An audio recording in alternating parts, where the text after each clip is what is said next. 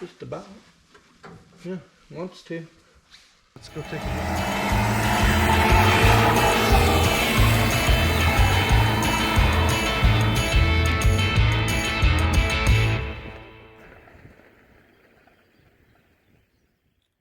Welcome back to the channel. We are on the next phase of the Bronco build, and that is contained within these boxes. We went to the wildhorses.com motorsports place. They're Ford Bronco folks, and 2.5-inch lift kit is contained within these boxes, so that should give us just enough lift to fit our 32s without rubbing and without cutting the front fenders if we don't want to. So we got a lift kit.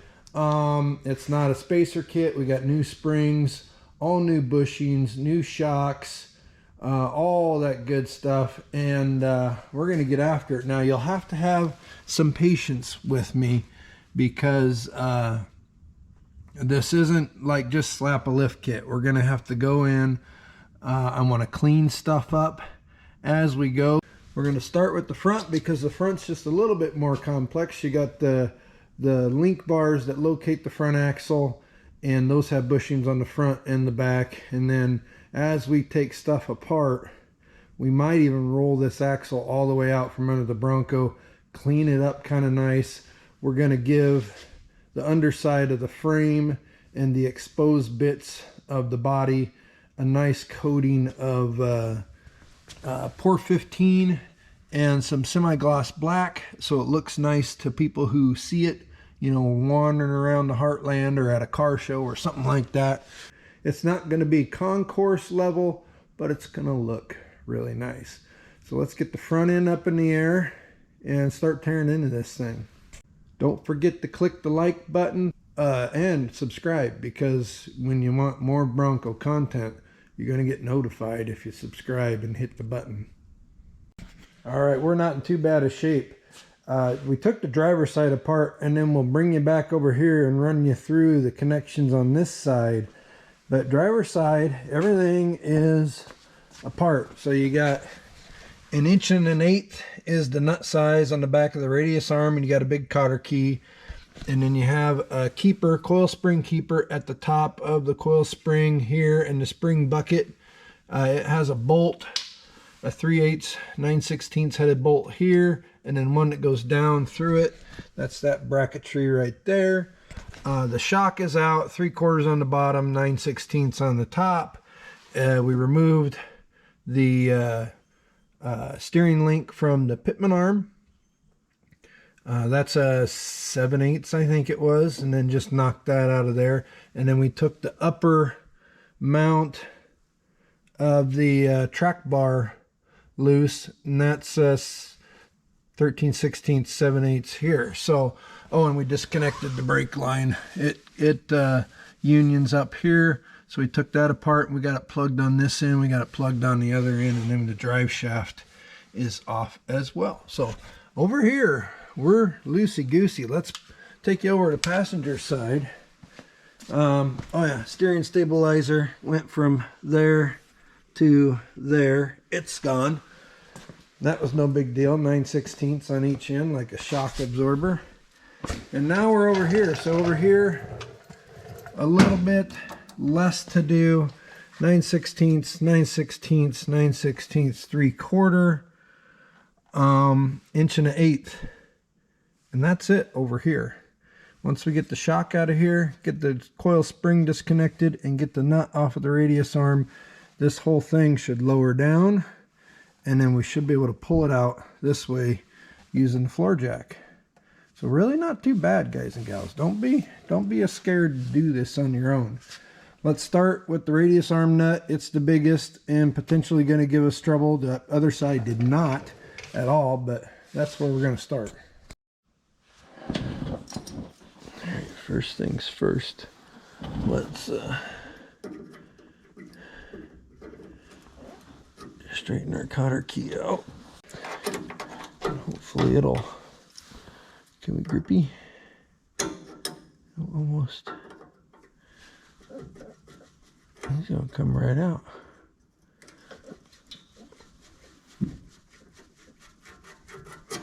Okay. And we'll use the power of Milwaukee.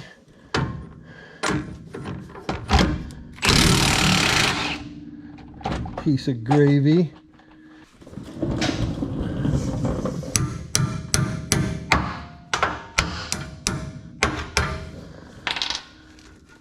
Oh, stuck.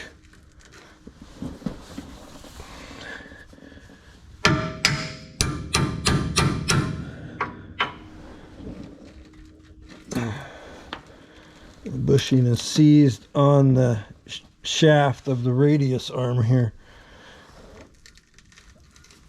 It'll come. We just gotta keep twisting here.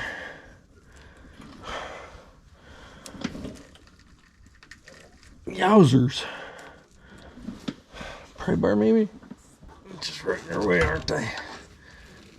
There it comes. And it's just a little bound up. There. Yeah, see, that bushing was needing to be replaced anyway, so good to go. The arm looks good though. No excessive corrosions. All right, step one done. Okay, next we're gonna go after this upper shock bolt. Yeah, that's gonna turn. Oh, it's gonna break right loose. The other side came off super easy. Usually these guys, they rust and they rust. And then, can you see this? Oh yeah. And then they rust some more. But right now, we're having the luckies.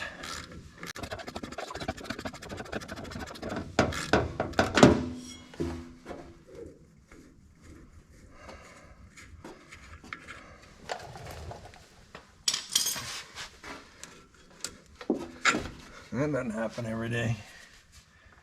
Okay, then the bottom is 3 quattros.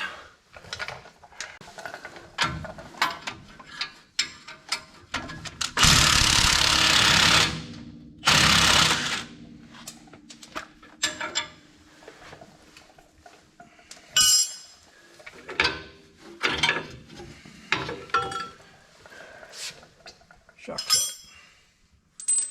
Alright, and we just got this guy up here, bracketries.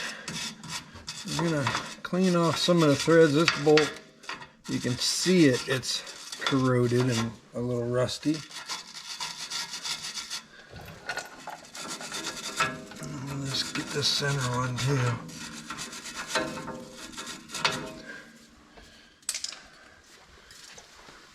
Give her another spritz. Another spritz here.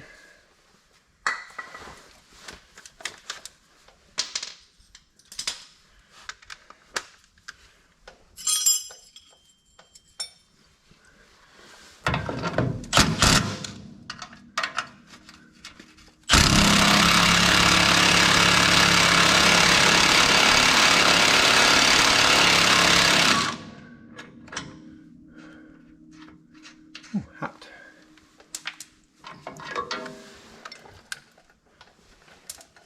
Okay.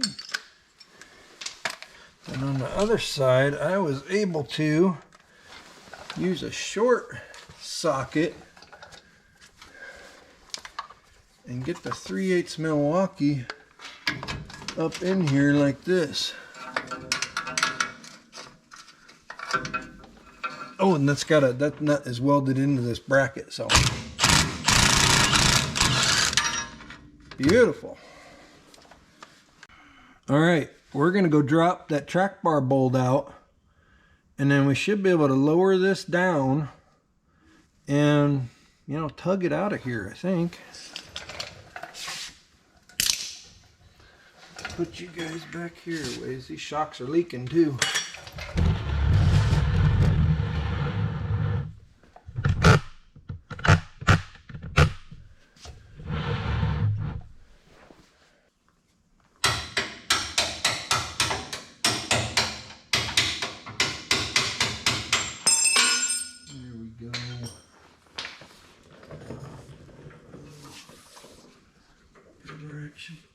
Remember, action there.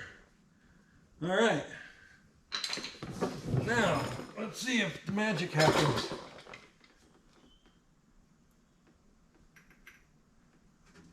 It should.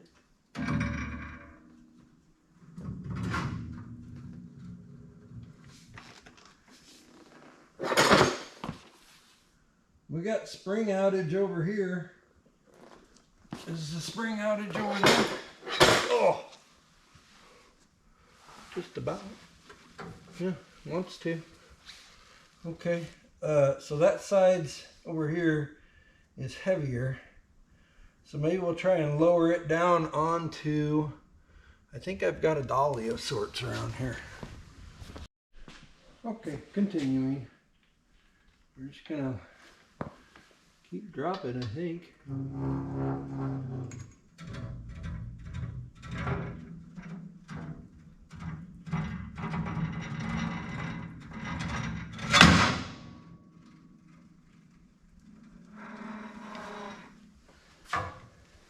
Oh, we're bound up in the bushing. The rubber bushing stuck to the bracketries for the radius arms. So we just need to knock that loose. And it's gotta go like push.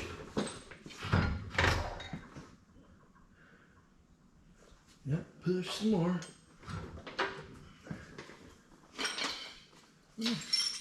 Shouldn't be that heavy, should it? No. It ain't that heavy.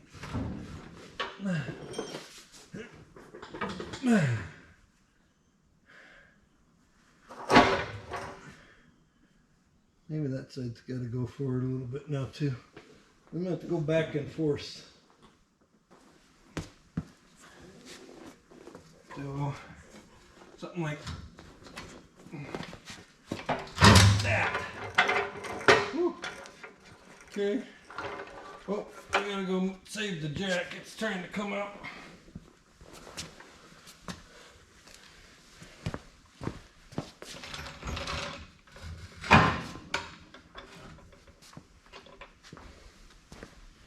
Yeah, all right. Now the jack should roll better. I had it cattywampus there. You guys are probably yelling at in the cameras. Oh, we're out. Huh. So now, what we want to do is we want to kind of wiggle around. Here, we can get this bushing to come off. Maybe.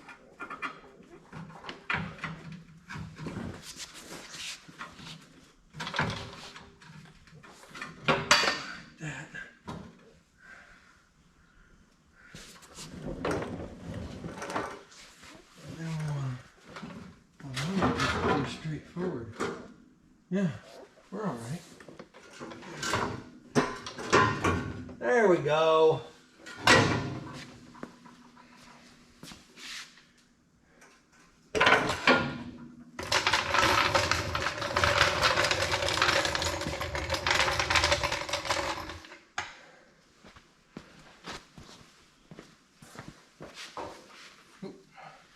Just like that. We're out. All right. I got to go to a little family function. So we're going to pause here. And when we come back, we'll finish breaking this down. We'll just take, I'm not going to take the steering linkages off. We are going to take coil springs off, radius arms, of course, and the track bar. The rest of it will stay and get cleaned up and spritzed the way it is. And then we noticed that the differential cover is leaking a little bit. So we'll clean that up, take that off, clean it up, service it, and put everything back together. A couple days later, alert, and we are out.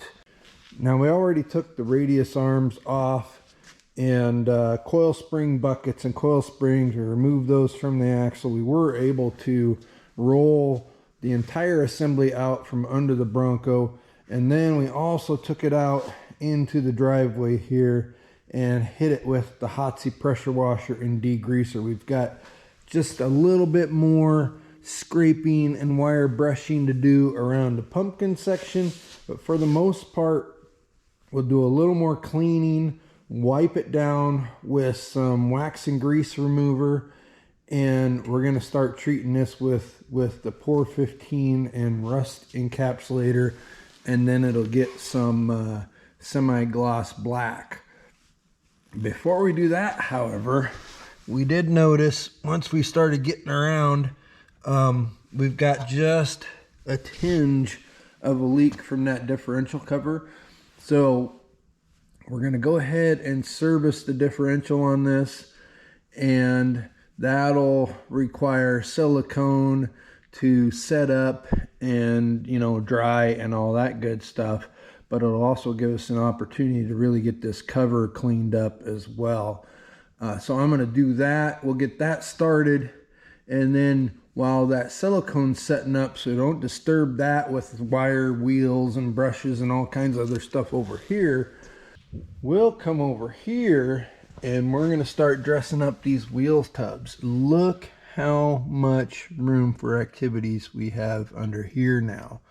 So the plan here, light up here, frame, Pour 15 semi-gloss black.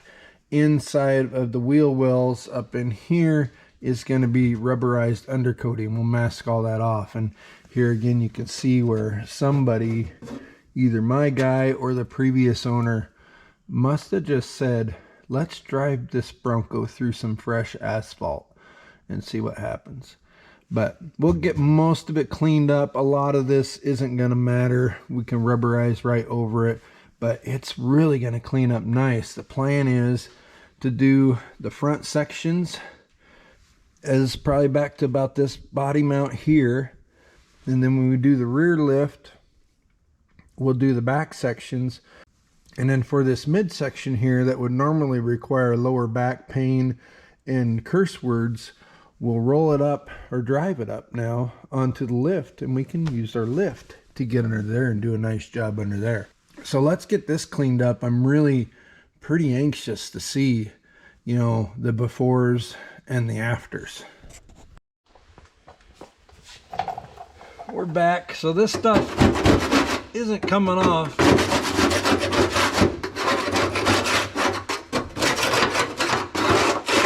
Too bad, actually.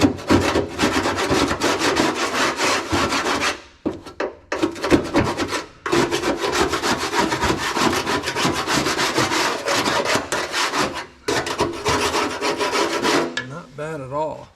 We did the front side over here mostly. Again, we're not going for perfect. This isn't a perfect restoration. This is a let's drive it and have fun with it restoration.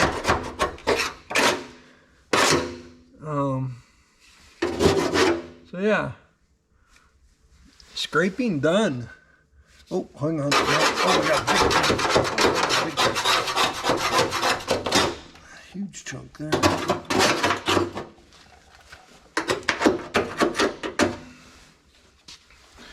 What are we doing up here?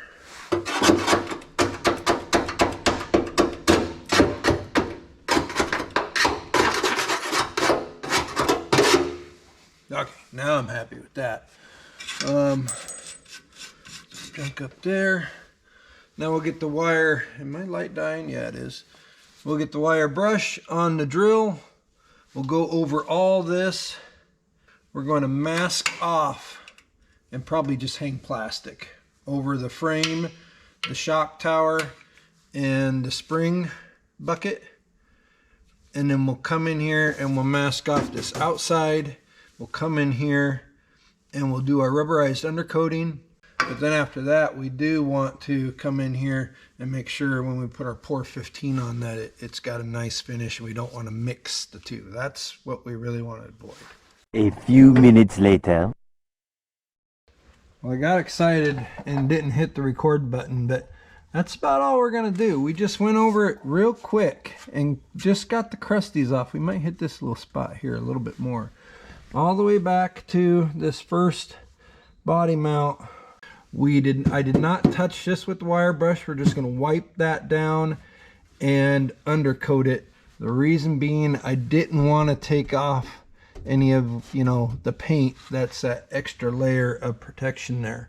I think it'll be just fine. So life is pretty good. Now we're going to blow all this off, wipe it down with wax and grease remover, and wait a little bit.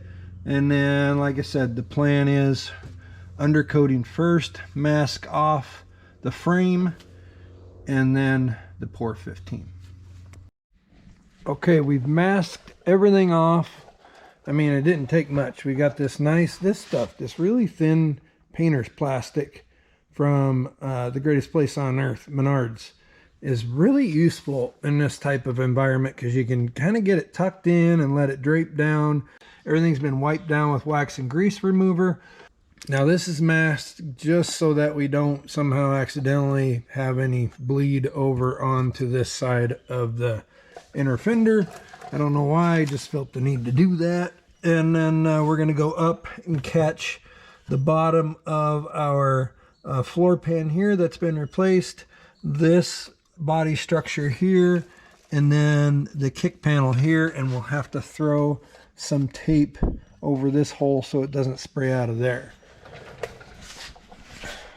Normally I'd put you on the little tripod right about here and we'd show you this process, but this stuff is sticky and hard to get off, and I don't want it getting all over you.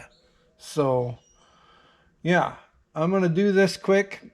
I mean, we're talking 1-2 minutes of spraying here, and we'll bring it back.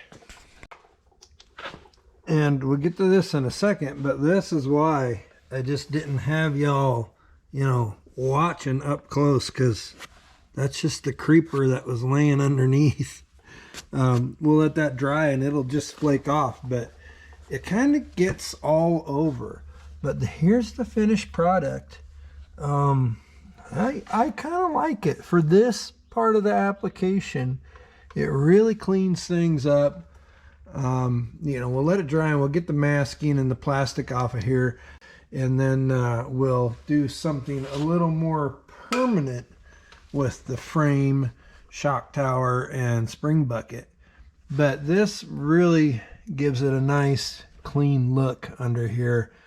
Yeah, it's nice. And here again, why did we tape here? Well, because it's got a weird way of just kind of finding its way around. The splatter does. I mean, it's right there on the floor. It gets around. Okay, it has turned into a lovely late afternoon evening here in the Heartland. And yeah, I forgot to hit record again, but let's update you. We got blood spatter. Here's where we're at. We went ahead and we did the front cross member and this side of the frame back to that first cab mount, and then we went ahead and did the radius arm mount on this side, because we'll have to bolt our front end back under here before we can move to the back. But I love Pour 15. I don't know how you dudes and dudettes feel about it, but I mean, it's the opposite of the wipe-on patina fiasco. This stuff does as advertised, if not better, every single time I use it. So we've got this side of the frame done. Our other side of the frame is not prepped yet, but we do have the front differential over here. So we're gonna get onto that. A couple things. Glove up when you use this stuff, because once it gets on you, you are gonna have a hard time getting it back off. And number two, same kind of scenario. We've got a couple drips on the concrete already, but I can go around this shop, especially in this general vicinity, and I could pick you out 6 or 8 or 12 little dots of black shininess that's still on the floor. So yeah, get you some cardboard down, plastic, whatever you want to do, because it drips. It comes out pretty thin, but it covers just awesome. So when we do the differential over here, we'll put you on the tripod and do some time-lapse musical stuff but we're going to get it as good as we can. Obviously, we're not going to be able to get in all the way into these knuckles and things like that, but we'll see what we can get done. We've taped off some of the shiny bits on our new brake hoses that we want to stay shiny. We'll tape this stud off just so we don't have problems with the bushing not wanting to go on there. Yeah, we'll get to it here. So if you have questions, comments, that kind of stuff, tippy tap the keyboard, hit the like, subscribe, all the goodness. And this is going to look good when it's all said and done.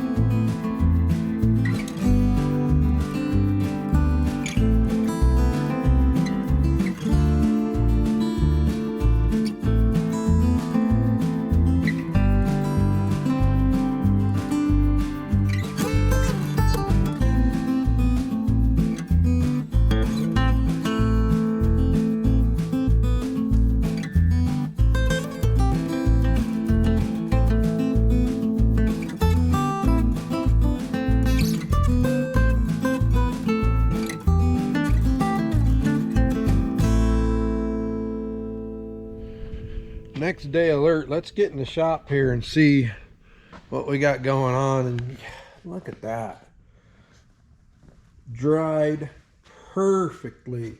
Now we've got a couple little imperfections. Again, we're not going We're not having the super fancy, you know, nut and bolt restoration here. But this is why, dudes and dudettes, I love Pour 15 so much. You get exactly what it says you get. We have an awesome, hard as a rock, nice semi-gloss black coating. That's exactly what we were after. And look how good under here looks now with the Pour 15 and the undercoating. The frame rail is gorgeous. In fact, you know, the last time when I did this with the Jeep, and you can see here this little patch on the Bronco, this is the glossy stuff, and it really comes out shiny, which is kind of neat because you can tell it's rock hard. It's super hard. But as far as for suspension and underneath the rig, and I even, when I top coated it when I did the Jeep years ago, and it's still holding up, we're talking 20 years, I top coated it with a semi-gloss, and I like this finish so much. We're going to change gears just a little bit because we were going to top coat this with the good old semi-gloss black engine enamel. However, that comes out pretty glossy, and I want this finish right here. So we're going to take a little bit of a break this morning. Well, first thing we're going to do is I'm going to climb under here and we'll do the dirty work on this side. Get this side all scraped, sanded, wire brushed, undercoated, and Pour 15'd like we did on the other side, because that's going to take a long time to dry. And then we're going to run into town and we're going to buy some satin black spray bombs, good spray bombs. and top coat the Pour 15 with that, because now way underneath in the nether regions it'll hold up just fine like this, but you know, parts that might get sunlight here and there, and I think even reflected light, will eventually fade. That is the one drawback to the Pour 15 product, is it does not have any UV protection. So if you're going to have it in the sunlight at all, and it's just a good idea, top coat it, because the top coating, it can have flaws in it. It can get scratched and chipped and stuff. Underneath though, it's just going to stay looking great. But here's where we're at. We started the vidya, and then a storm came up, so we kind of moved stuff and shoved stuff over so we could get the haul 'em home rig in here. And but here's where we're at. We've got the radius arms and the new bushings on, and I'm going to tell you right now, the new bushing versus the old bushing, these little rubbery things here that kind of flop around, versus these hogs with the big shoulder on them. These are poly, they're hard. So what we had to do, where's one at? Here. We took one of the old bolts. I talked this customer into getting the hardware kit with this, and I'm glad I did, because with the shiny new hardwares and stuff, it's just going to make it that much nicer to look at under there. But anywho, the new hardware, shorter than the old hardware. It actually fits, you know, what it's putting together better. But now we know why they had the longer hardware in there, because we had to clean up two of the old bolts and start to pull these two clamshells together with the old bolts until we could get them close enough to where you get, you know, one of these new bolts in there, you know, most of the way. And then it's just a matter of, we started with the 3/8 impact, went around, got them all snug, and then it didn't have any more chooch. So we had to get the big Milwaukee. Now we left it on the second setting. We didn't put it on 3, because the last thing you want to do is strip out the threads in these ears here.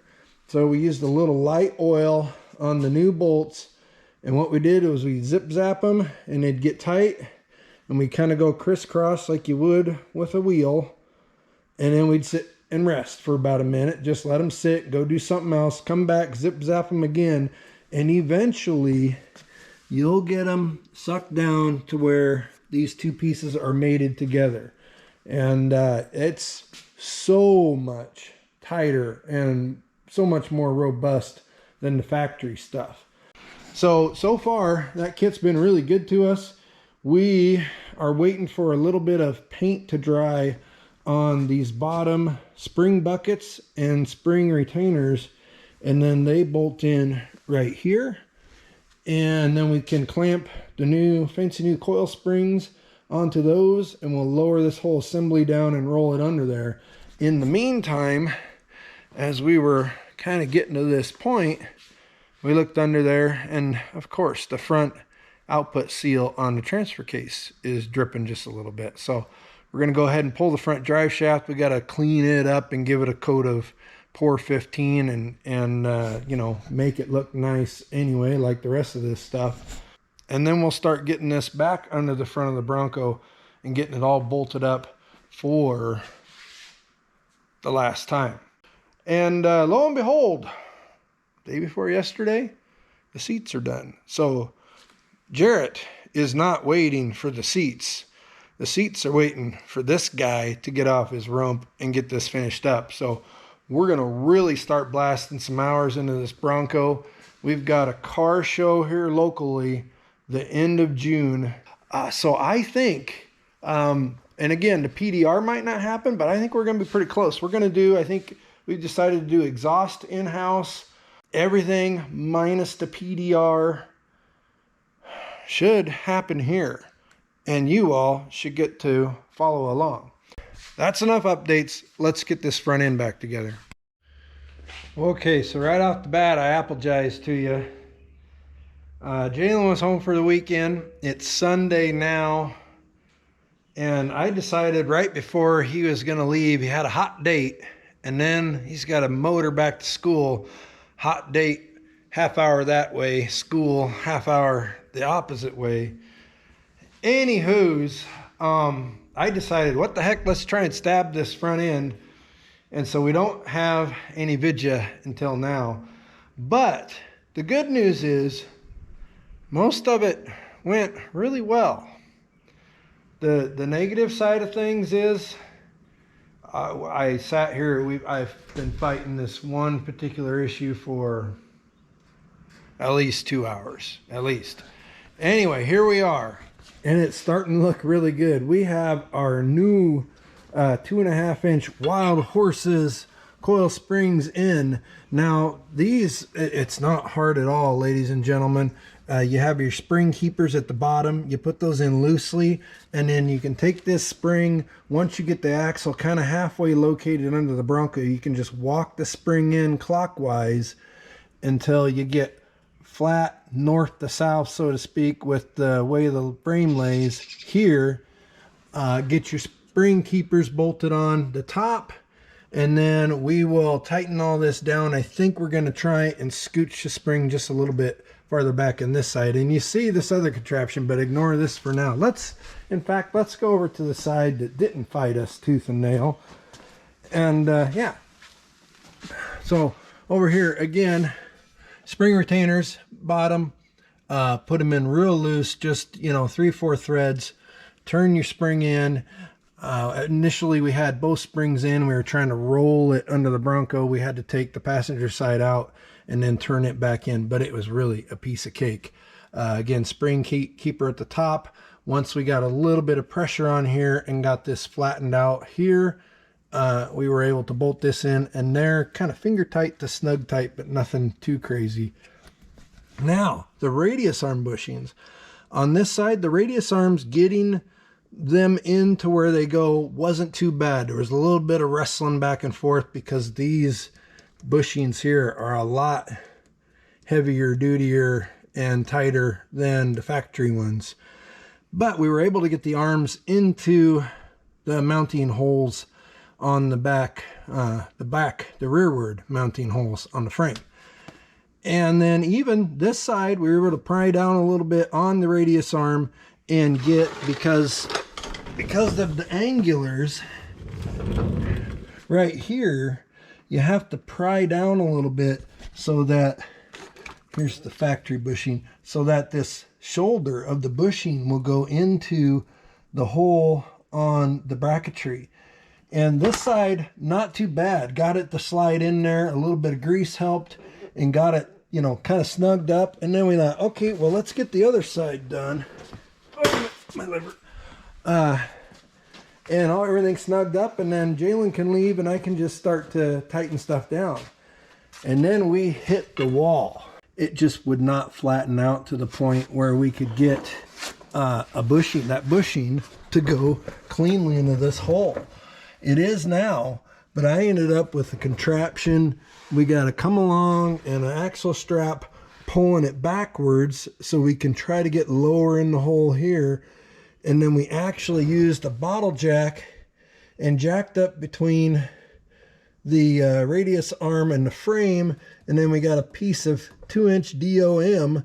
We were trying 2x4s, but they were just squishing down and not keeping us, where we wanted to be. So we put steel in there, and then we added this strap that still is under about 3 trillion pounds of pressure, and we pulled up here, and we're trying to basically twist everything and flatten this radius arm out.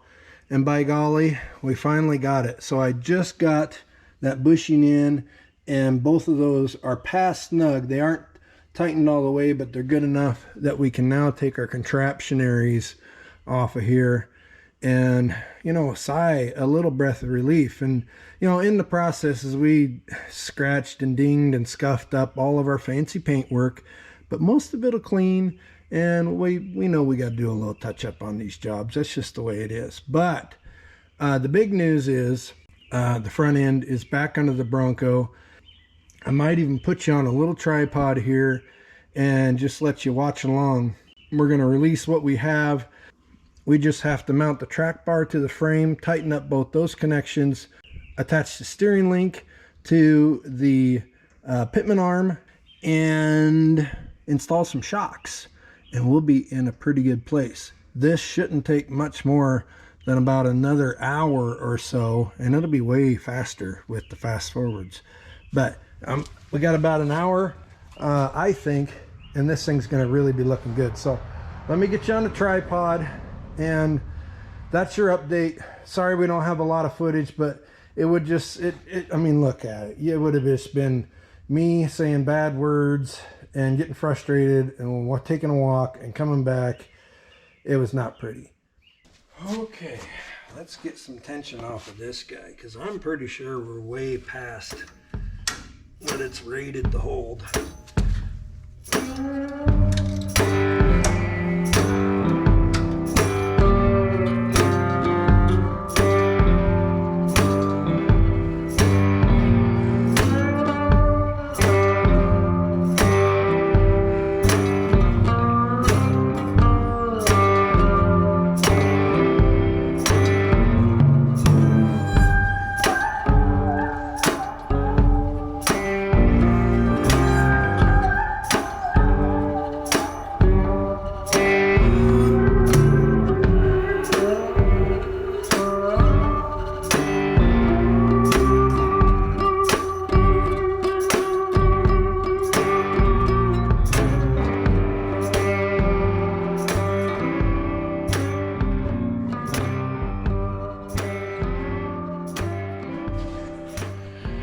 Okay, dudes and dudettes, final update. Everything is in, and it is looking and fitting very well. We even got our fancy stickers on our shocks. We did do the red shock boots because it's a red Bronco, and it's not going to be seeing a lot of mud. They fit the look and they fit the build. We got a little bit of a retro theme going on here, but everything just went together. Now, we fought this radius arm quite a bit, but in the end, everything looks really, really kosher. There's a couple things with this particular kit that are a little sus to me. See, I'm using the modern language. I ain't such a boomer after all. Number one is you get these fancy Rancho RS9000 adjustable shocks with the lift kit, and then when we added the steering stabilizer, we got, I'm sure it's a decent steering stabilizer, but it's not Rancho, and the sticker it came with, you know, looks like it ought to be on the back of a Honda at a freaking strip mall. So we're not putting that on there. We'll probably just source another Rancho sticker for the stabilizer. No big deal. The only mechanical thing on this lift is has to do with these castle nuts right here, and this is a little exaggerated. This isn't the exact one that goes on here, but it's just a different thread pitch is all. But this is the factory nut. See how tall it is? You can get to the cotter key hole in the castle spaces, whatever you want to call them. The nuts that they give you in the hardware kit are only that deep. So when you tighten these down, and this goes for the track bar mount and then also the nuts on the back of the radius arms, by the time you tighten them down, you put a cotter pin in there, and it's like up above all the little castle fingers things. So we aren't using what came in the hardware kit. We sandblasted and painted the factory nuts and put them on there so we can make sure and castle nut them. But everything is together. Way long time ago, we did all the brakes on this rig, so it's ready to rock. We are going to put wheels and tires on this pig, put the front end on the ground, and then we're attacking the back. One last thing, 2.5 inches. If you're still rocking your stock exhaust on your EB, we could not install the differential end of the front drive shaft without removing the exhaust, at least the Y pipe here, has to come out, because with 2.5 more inches the drive shaft was hitting the Y. And I believe this is really close, if not exactly what you would see in any stock configuration, with the exception of maybe this piece here was patched in at some point. But either way, it's got to come out, and that's just fine by us, because we got the green light to order dual exhaust for this bad ride, and that's what we're going to be doing in a future video as well. So we're jumping onto the rear half of this lift kit and beautifying the frame and all that stuff on the back end and the center section. Thanks for watching this one. Share, like, subscribe, comment if you're liking what you see. If you got questions, whatever, tippy tap the keyboard, and we will see you on the next video.